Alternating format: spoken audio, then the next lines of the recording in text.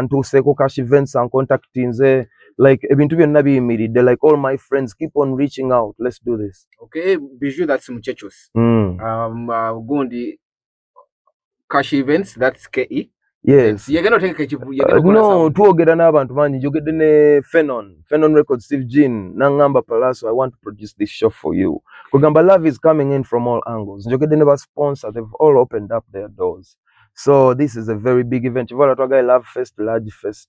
Okay. So like it is just the beginning. We're about to make history. Nitubira ndugamba don't test me boy. Yeah, kasati kange kakapya kanbale tunakalaba. Kano kasati kapya nja kukolerayo kamu movement nyingi. Okay. Twagala bakomba ko sukali nga tetunamusaba okolola. Sukali wa night June nga mwenda June mugendo kuloza ku sukali. Okay, don't test me boy. Ani go ita boy wa? Awano just impisa it's a slogan on my shirt kasati nakakubinange sigenderedde biriko. Ngendo okwekanga nga bakaliko ebigambo naye ebigambo bino don't test me boy ndoza kitegeeza nti wendi nawe woli bobera mu line yo nange mbere mu yange fenna tugende maaso mufachi andi manyize ndi saka free boss. Okay, saka free boss ategeeza gwe kola kyo nange nkole kyange bwe tuba tubine nkola gana tukola bwe tuba tuduka emisende ne batusimbula gwe sigala mu line ko nange nsigale mu kange tutuke emirembe. Mufachi ne Lutalo have I engaged Lutalo in any way? No. Lutalo is my great friend. Oyo mukwano gwange. Tukola ne business fena, tukola shows fena, tukola bintu bingi fena. Ne just embere yabaddewo. Lutalo yavuddeyo n'ayogera mu ngeri omanyi eri demeaning in a way. Kuba fena yadde Lutalo muyimbi ate wakabi. Naye fena tuli brands. Kati totomera muno tokekalike gaye tova mu line ono dduka muki.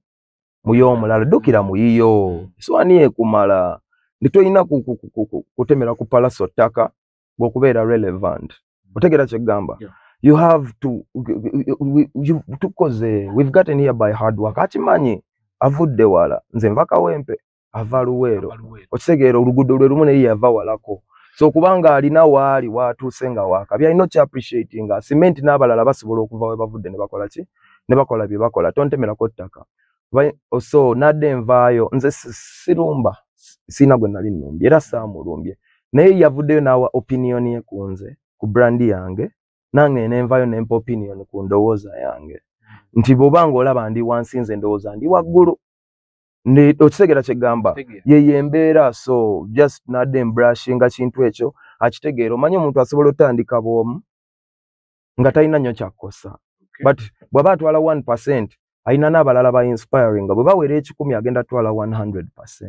Ate kati Lutalo muganda wange oyo ali believable. He is a sustained brand. He has done the work. Ali believable bwayogera ensekiriza. Kati olina okwegendereza ebintu byoyogera ku brand zaki z'abannongo manyi bataddemu obudde bataddemu ssente. That's my only message. Si ya bukyayi ya kubangula n'abalala bakiyigireko nti kati Palaso takyali just muyimbi nti pious. Lutalo kyali wange tubeera nnyo naye manyi David Lutalo ng'omuntu mulala ne David Lutalo nga brand ki ndala ne Palaso mulala ne pious mulala kati olumu Lutalo tubeera naye n'abeera ne pious ne yerabira nti pious akolera Palaso kakati Palaso ono bw'oba omwogerako nga muganda ngo olina okubeera ng'otekawo boundary nomanya nti brand ye bambi nyinza omukosa n'oba n'ekisa ekyo notasamwasamwa so nadde mpisawo buyisa ate tasimwogerangako naye navudde nenjogeranga anjogeddeko ne mubangulamu katono so I don't think there is anything wrong. But we've not seen Lutalo nga engaging abantu in such a manner. Twewuunya lwaki kugwe omanyi kankubulira ekintu kino n'abayimbi abato tebakimanyi. Omuyimbi bw'obanga oli waggulu waliwo classifications yagezezaako kinnyonnyola naye n'atakibanyonnyola. Classifications z'abayimbi buli omu alina wajja omugaati gwe. N'omanya nti nze omugaati ngujja ku bano, nze ngujja mu ghetto, nze ngujja uptown, nze ngujja wa.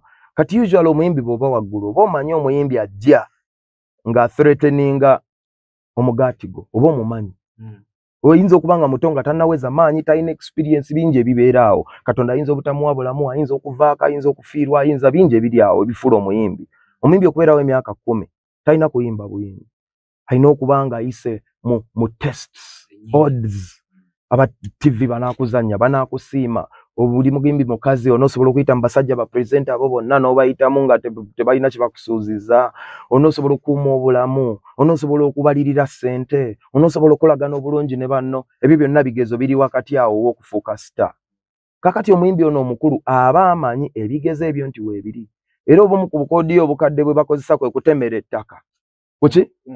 Kwabajja ye aba amanyi wakiisa. Kati awo alinga eyantemedde ettaka kubanga musically waliwo ebintu bye tupima.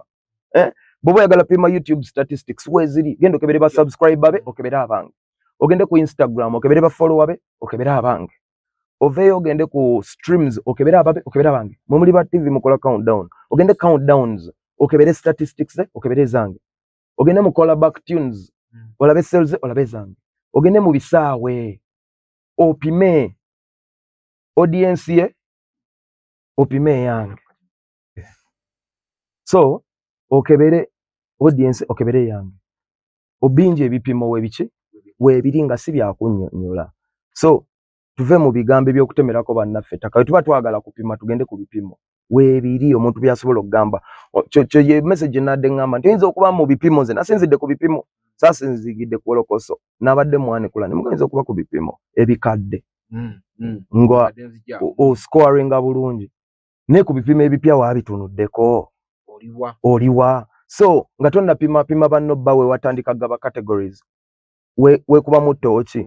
Zuukuka kuba ojja kozesa bannensobi. Ojja kwogera ku omuntu ayiya family yo ne dependinga ku yo omuntu ayina ennaku ye. So manye ennaku yo naawe gye wava oleke n'abantu bamanye ennaku yabe buli mwakola eki agende maaso tubere mu industry tuje yagalire. Twalirowozeza nti no Palaso wadoge na kireka kigende engeri gyoli mu kushinga concert. Abamu abadde balowooza ne bagamba nti oba ojagadde gifunirako hype. No, abantu bangi boogedde ebintu ambireka ne bigenda. Batoli bwasiima n'akwogerako, okwogera kusiima osobola okwewala, oba osobola yadde asobola okugamba Palaso waali naye akola ekintu kye abeerewo. Simple. Notabutega raywanse no atali eno nsonseka. So ekintu ekyo abalabi nakyogeddeko kubanga Lutalo is a big brand and I have so much respect for him. So bw'abanga avuddeyo n'ankolako statement ey'okunjerega n'antemerako ettaka, it is very important for me and my hustle to come out and clear it out to the public. Nti ono ali musamwa nina okubeera nga nsobola kubanga nga ngambye ebipimo weebiri saagala muntu aveeyo abeere nga ayogera bogezi ku banne nga ye bw'ayagadde nga abatemerako ettaka nga basonseka kuba nange ojja kumbuuza we mulaba nange bwe naakuwa endowooza yange nga yajeregerekezo nsobola omuteeka wutamusuubira naye bw'ombuuza amazima nsobola okwogera nti musajja muyimbi ayimba bulungi abaddewo ebbanga bingi byemuyigiddeko ate naye bingi byanjigiddeko kuba ne bwe baba baana bato era gwe obakuza bakuza otegeera kye gamba. Yes, so bw'oba oyagala nga bwe yagambye nti omusingi teguwa kasolya kitiibwa. Naye n'abantu tebasobola kusuula ku musingi kutali kasolya. Otegeera, so we all have to look at okasolya byonna biri important. Emmotoka bw'etabaamu ntebe era tojja givuga onootuulawa naye ng'entebe oyinza okulaba ng'ekya bulijjo. So let's all work together. Space etumala tetulina kutemera ku brand z'abannaffe ettaka. It was just a message of clearing air, a message okumujjukiza naye tewali bukyayi. There is nothing. Ffenna tujjaawo tukube music abantu banaasalawo. There are three statements you made. Nga ogambe watching David Lutalo's interview and how he put me down in this opinion. Kati wazi n'ogamba the only way you can ever be better than me is in the past. Anti kyekyo kye nkugambye nti ebipimo weebiri tigenda mu kisaawe olaba asituuza abantu bameka ntuuza bameka. Ogende ku streams su YouTube subscriber ogamba ayina bameka nina bameka. Ogende ku Twitter olabe nina bameka nina bameka. Ogende ku iTunes sales Spotify atunda kyenkana kintu. Ogende ku business wa bei sente meka ku market ndi wa meka ebipimo weebiri si bya samwa. Ogende otunuulire bintu bingi by'osobola okupimirako. Mu byayita bwe mbitunuulira ansinga kituufu era yakola bulungi. Mu byakakati bw'obitunuulira nina kye mmusingako. Mu byakakati ate tuli mu 2023. Bwe tugamba mbuno like omuntu ajja kugamba to give from 2 years back 3 years back. simanyi kwebiri YouTube kweri kugenda otunule olabe trend olabe you know it says sagala kwepika byesiri but I want to be realistic. I'm talking facts. Siri musamwa samwa ate sitekijja kuyamanze kubera musamwa samwa ate nga ngololo omuntu yabadde musamwa samwa. So what I'm telling you is facts. These things exist. Gendo tunulie countdowns, gendo tunulie trends, gendo tunulie subscribers, gendo tunulie following, gendo tunulie webuuze nti bwe balanga n'atajja n'enzija kuba kibadde emirundi mingi bakasuka amayinja abantu bagenda bali bati kasita baleese Palaso otegeera ne the other side ate era abatusuluttira you know sisi naye basobola okugaa nti kasita baleese gundi Lutalo. You know, it's all maybe emabega kyali kisoboka but as we go forward buli omu alina kyasinga munne n'ebiddawo tebyenkanankana ne bwe oyagala ekizimbe ekibe nga kiwedde kkiriza nti kugenda kubeerako akasolya oba si kyo tosima musingi totawaana kuba ogendako magoogo. Then unogamba music has grown and you need to change that old style. Yampadde advice nangamba nyongeremu amaanyi enswere kwagala yekugwa kubwa yangudde ko ki nange ne muwa advice akyuse mu kasitayiro ako okamanyi yes it was just a friendly advice. Binsi yonna ekimanyi nti you know we grow bwegenda owulirize Palaso yasooka owulirize wamaaso was it destroys rap bakuzanyira oluyimba lwange olwa destroy bakuzanyire ne malamu okakasa obaddala oyo omuyimbi y'omu we keep on changing. So nalabye nga mpaddeko advice era mugamba wange Lutalo ngenda kwongeramu amaanyi oba oyagala genkana ki ninga ngenda kwongeramu naye akwatemu mu kasitayiro ke katona akyusemu kakimala. And then always jide ku t-shirt kwa kantu kano nakasomya akasembyeyo ongambye ka t-shirt kaguddeko bugwe naye tukategede naye ate era mu statement yo wekiri don't test me boy. What will happen? Stylist wanga ngoberera ku social media so yake dena ngamba no nze si necessarily statement temujibulula nnyo it's that's who I am. Osegera nze nakulira Kawempe Kawempe mumanyi kuva Kalule zone who I am. Nakulira Kawempe mu ghetto mu Nkere nengenda mu America nengetinga influence yange. I'm my own kind of person ate nze omuntu muwe ekitiibwa kiweewa kyenkuwa. If you act like a boy I treat you like a boy. If you act like a man I treat you like a man. Man say man things. Boys say boy things. So it's up to you to let me know how you want me to treat you. Speedy kojira kwetu kutwalira n'emikisa nkolagana ulira speedy kojira kwetu kutwalira nkolagana n'abantu emikisa gye giva kyokanga waliwo olw'ebitukwatamu eno site sibizimbe kati zaabike gwe nanti bosumagira ng'osigalira akopi omanyi mu industry tuyinamu abayimbi nga ye engeri gy'ogenda okujja tatya kuyingira omukubbo gwengenda oku appreciate nga bamuyita Cindy teyeri antama ozootya gwomanyi oba oli munene oba otuukawa owokubiri oli omukubbo engeri gy'ozze kati simanyi Lutalo yategedde kye yabadde ayingira andi kye njagala ategeere kubanga bagamba togaya kyezinze lumu oligaya timba osigera. So olina okwebeereramu. Lutalo is a powerful brand. He is respected. So talina kuteekawo bintu biri despising. Teyetaaga. Lutalo doesn't need kutemera ku Palaso tako kubeera Lutalo. He doesn't need my validation. I don't need his validation. We both are public servants and we're serving the people and the space is enough for both of us. So there is no reason why fena tubeera twetemerako kino twetemerako kiri. So Obadde vibe ya TV ya mukute. Omanyi kamera zino ziwa vibe. Ati kati gwe kyolina okukwata kimu. Nti vibe ejja kukwata opinion yo. Naye opinion yo nayinza okukwasa omuntu omulala vibe naye naawe opinion ye. Opinion yo. So goga yataddewo embeera. nange ninzijjank lyalinga embeera kati buli ali eyo ng'agamba nze nadde nina sirika nsigale wendi mbeeraawo bino si byawandiikibwa bino biriko ebipimo okiraba kyegamba so it is free and fair market nga naye bw'alaba nti alina katasa evaayo naawe endowooza yange nampa n'amagezi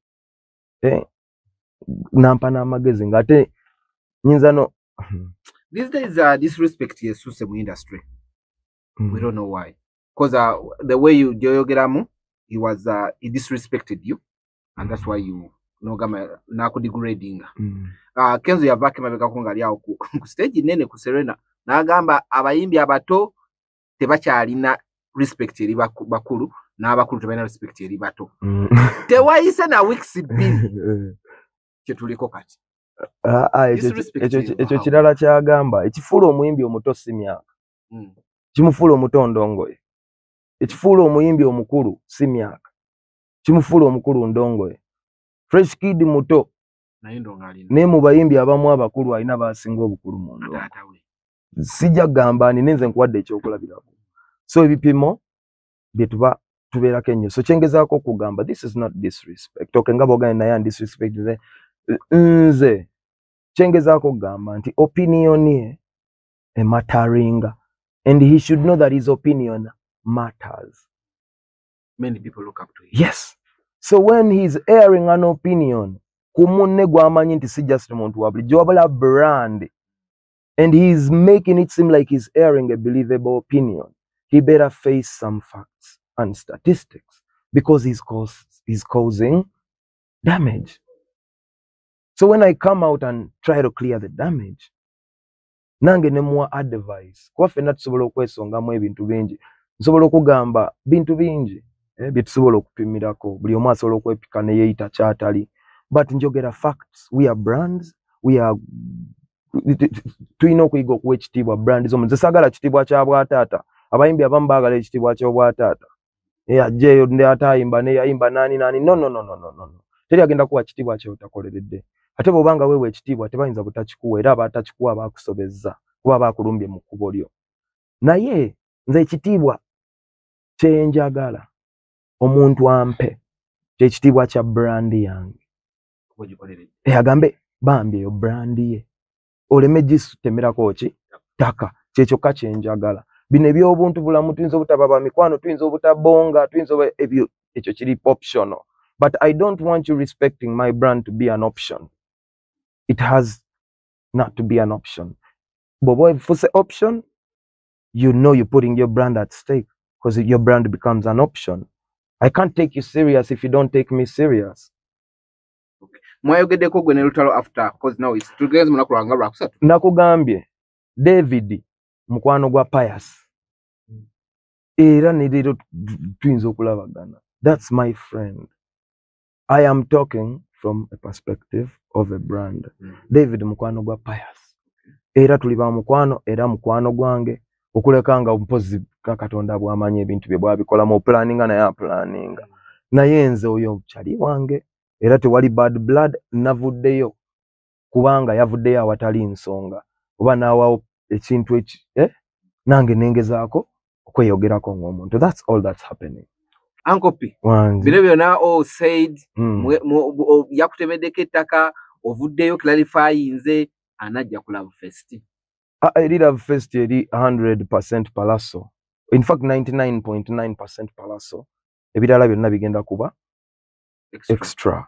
But mikwano gyange bonna era naye mukwano gwange era sebo ajje ku Love Fest ajje tujaguze ajje alabeko ajje tubereko ffenna ajje yerolereko saagala bamugambe kumanya abayimbi tetufuna budde bulaba TV tubeera bize bintu ne bituyitako saagala asubwe njagala ajje live alabeko then tumala otudde business endala. So Love Fest June nga mwenda mikwano gyange wamwamba ayita mwenna abakiririza mu ndongo yange muve mbino propaganda go bali mu kusaawo bino bya ndongo miziku wange mumumanyi gwe bwabanga miziku wange akunyumira bingi bigenda beerawo haddozi zikyali nnyingi eyo si yesoose tugenda zibuuka ffenna wamu bwase kinoomu tutuuke ku Love Fest. Love Fest nagitegekeddemu emikwano gyange mbayita mu bungi mujje temuzikize ebyo byonna just bubadi babusaawo kutematema mpenda But let me tell you, twesige mukama era nesizemwe nga mwenda June tugenda mu Love Fest. Lugogo Cricket Oval is the venue. So tell a friend to tell a friend to tell a friend. It's gonna be bloody, it's gonna be murder, it's gonna be shatter, it's gonna be baba. Let Lutalo tell David that on June 9th we're going to Lugogo Cricket Oval, Love Fest Lugogo. We love you.